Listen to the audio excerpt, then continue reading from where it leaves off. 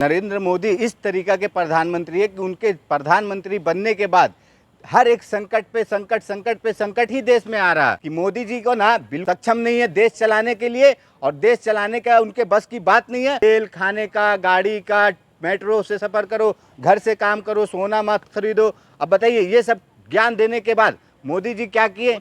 मोदी जी तो इस्तीफा कब को दे देना चाहिए था। ये कायर प्रधानमंत्री, इससे जो देश चलता नहीं है, चलाने नहीं आ रहा। प्रधानमंत्री जो संकट का बता रहे हैं, सबसे बड़ा 2014 के बाद संकट प्रधानमंत्री नरेंद्र मोदी हैं। और नरेंद्र मोदी इस तरीका के प्रधानमंत्री है कि उनके प्रधानमंत्री बनने के बाद हर एक संकट पे संकट ही देश में आ रहा है। और प्रधानमंत्री दूसरे लोगों को बताते कि संकट की घड़ी है, हम लोग एकजुट रहें, हम लोग मिलजुल कर काम करें। पर क्या है ना, मोदी जी काम जो कर रहे हैं वो अपने लिए, अपने पार्टी के लिए और अपने आरएसएस के लिए कर रहे हैं।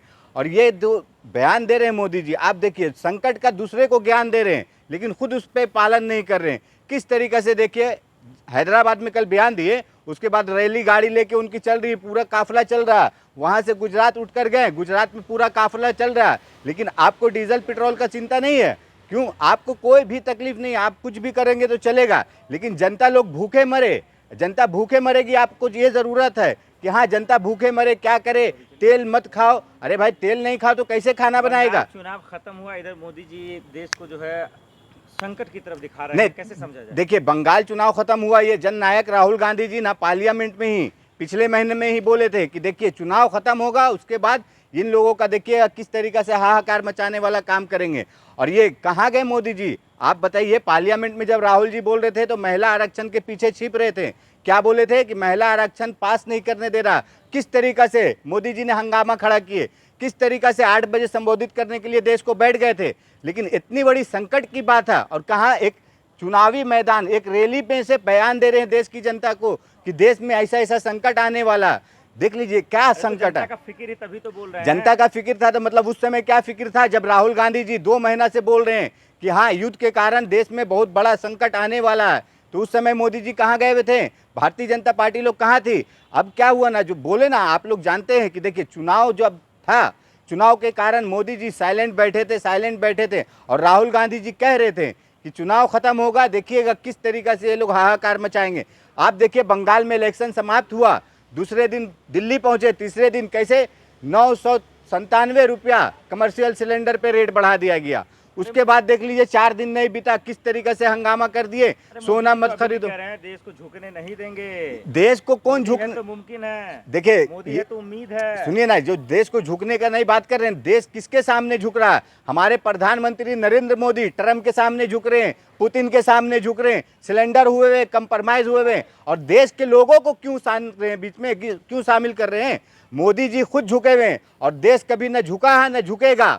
और ये जो आज हंगामा हो रहा, ये जिस तरीके से ये लोग जो शोर मचा रहे भारतीय जनता पार्टी के लोग, आप देखिए, वहाँ पे कल रात में हंगामा किए, तेल खाने का, गाड़ी का, मेट्रो से सफर करो, घर से काम करो, सोना मत खरीदो। अब बताइए, ये सब ज्ञान देने के बाद मोदी जी क्या किए? तो मुझे मालूम नहीं ना, देश हित के लिए बता रहे हैं जनता को। लेकिन आप क्या कर रहे हैं? देश की जनता का, टैक्स पेयर का पैसा आप बर्बाद कर रहे हैं।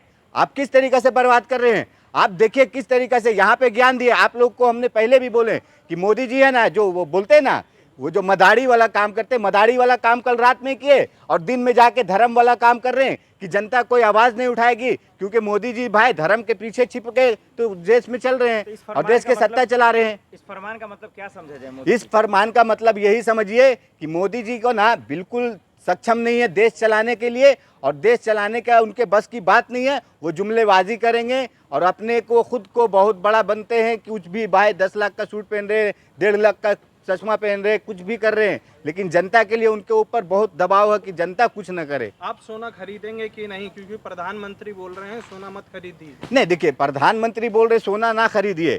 सोना कौन खरीदते हैं? आप बताइए। प्रधानमंत्री की ही देन है कि 80 करोड़ लोग प्रधानमंत्री के, मोदी के 5 किलो राशन पे जी रहे हैं। मोदी जी का ही कहना है ना, 80 करोड़ लोग को राशन दे रहे हैं ना 5 किलो, तो सोना खरीदने का हिम्मत किसमें है? और 12 साल में तो आप देखिए 50 साल 45 साल पीछे कर दिए देश को, और सोना खरीदने की बात कर रहे हैं।